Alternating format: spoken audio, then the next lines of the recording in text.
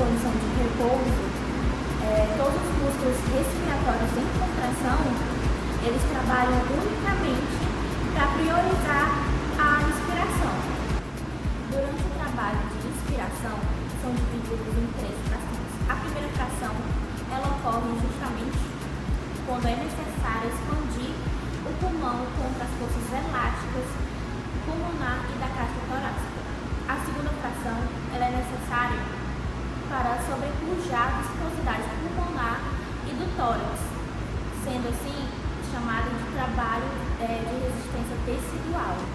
A terceira fração é para sobrepujar a resistência aérea, como assim, que é o movimento de ar que entra para dentro dos pulmões, que é conhecida justamente como trabalho de resistência das aéreas.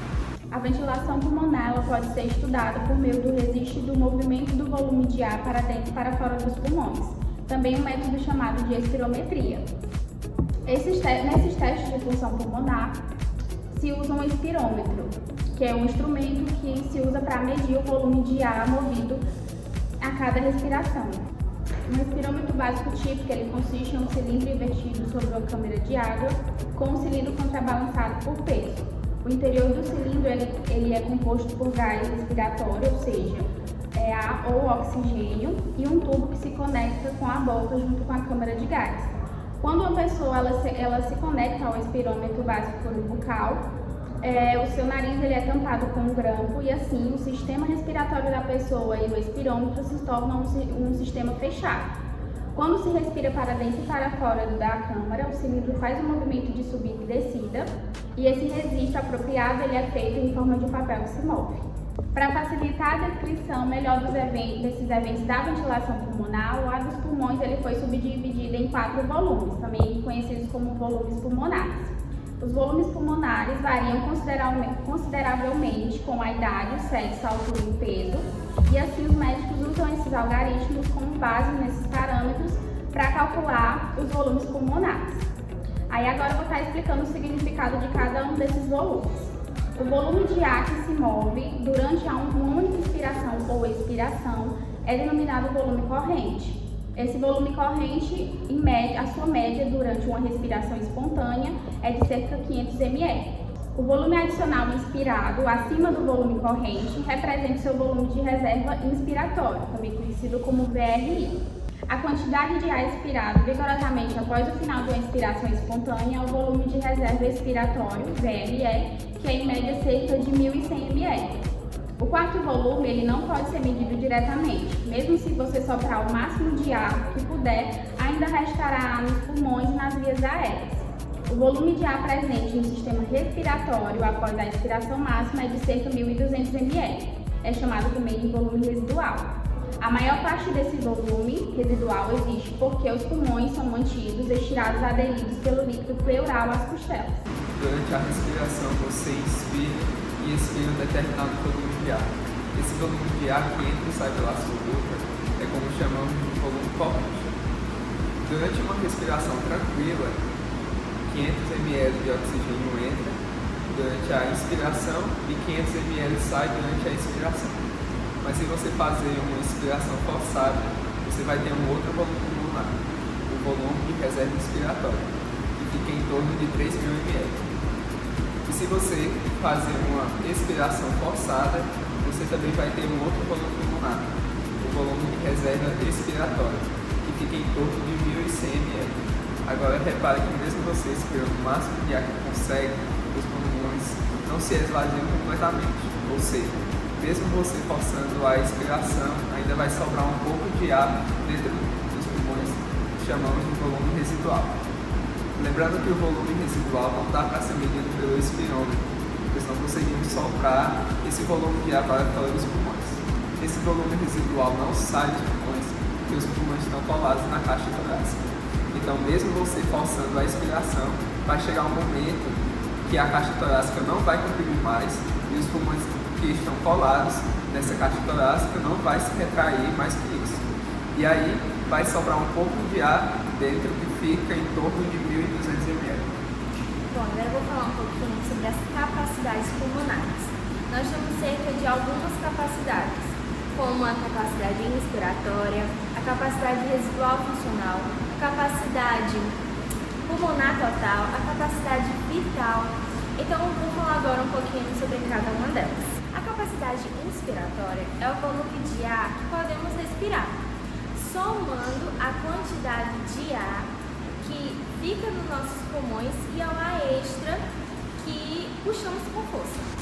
Isso dá cerca de 3.500 mililitros de ar que uma pessoa consegue respirar a partir de uma expiração normal e até encher os pulmões com mais força, quando puxamos com mais força.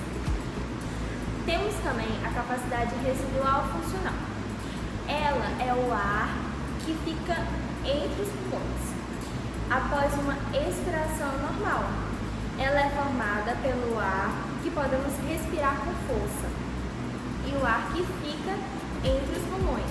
Isso dá cerca de 2.300 mililitros. A capacidade vital é a quantidade máxima de ar que uma pessoa consegue expirar através de quando os pulmões estão já no seu máximo. Ela é a soma do ar que podemos respirar normalmente, mais o ar extra que conseguimos inspirar e expirar com força. Em média, conseguimos ter essa quantidade de 4.600 mililitros. Temos também a capacidade pulmonar total. É o máximo de ar que os pulmões conseguem suportar e segurar com a maior força. São cerca de 5.800 mililitros. Ela é a soma da capacidade vital e do ar que sempre fica nos pulmões, que é o volume residual. Os volumes e as capacidades pulmonares entre as mulheres são cerca de 20 a 25% menores do que a dos homens. Já em pessoas atléticas e com a massa corporal maior, esse volume costuma ser maior do que em pessoas que são magras e não praticam esportes. Abreviações e símbolos utilizados nos estudos de função pulmonar. A espirometria em questão estuda além da descoberta dos pulmões. É um de muitos dos procedimentos de medida utilizados por pneumologistas diariamente. Esses procedimentos dependem profundamente de cálculos matemáticos e, para a simplificação desses cálculos, foram utilizados esses símbolos e abreviações a serem padronizados. Os mais importantes são encontrados na tabela, onde possuem interrelações de volume e capacidade pulmonar, onde o estudante deve raciocinar e verificar essas interrelações. E aqui estão algumas delas. CV, capacidade vital. VRI, volume de reserva inspiratória, ato de inspirar. VC, volume corrente. VRE, volume de reserva expiratória, ato de expiração. CI, capacidade inspiratória. CPT, capacidade pulmonar total. VR, volume residual. E CRF, capacidade residual funcional. A determinação da capacidade residual funcional. A capacidade residual funcional, CRF, que é o volume de ar que permanece nos pulmões ao final de cada respiração normal, é importante para a função pulmonar. Como esse valor varia acentuadamente em algumas doenças pulmonares, é geralmente importante medir essa capacidade. O espirômetro não deve ser usado de modo direto para medir a CRF, pois o ar no volume residual dos pulmões não pode ser expirado para o interior do espirômetro. Esse volume corresponde à metade da CRF. Para medir a capacidade residual funcional, o espirômetro deve ser usado de maneira indireta, geralmente usando o método de diluição do hélio. Um espirômetro de volume conhecido é cheio com ar que misturado com hélio em concentração conhecida. Antes de respirar no espirômetro, a pessoa expira normalmente e no final dessa expiração, o volume de reserva dos pulmões é igual a CRF. Nesse ponto, a pessoa respira imediatamente no espirômetro E os gases do respirômetro se misturam aos gases pulmonares. A capacidade pulmonar total também pode ser aferida somando-se a capacidade inspiratória à CRF. Então, o volume residual é igual a CRF mais a VRF e a capacidade pulmonar total é igual a CRF mais a capacidade inspiratória. Uma vez que a CRF tenha sido determinada, o volume residual pode ser medido substituindo-se o valor de reserva expiratória como medida pela espirometria normal da CRF. O volume corrente normal é de 500 ml e a frequência respiratória normal é de 12 respirações por minuto, o que resulta em aproximadamente 6 litros por minuto. Esse valor pode sofrer alterações caso o indivíduo respire com mais profundidade e mais rápido, dependendo da necessidade do corpo. O volume minuto respiratório é a quantidade de ar que entra e sai dos pulmões a cada minuto. Ele é calculado multiplicando o volume de cada ar pela quantidade de respirações por minuto.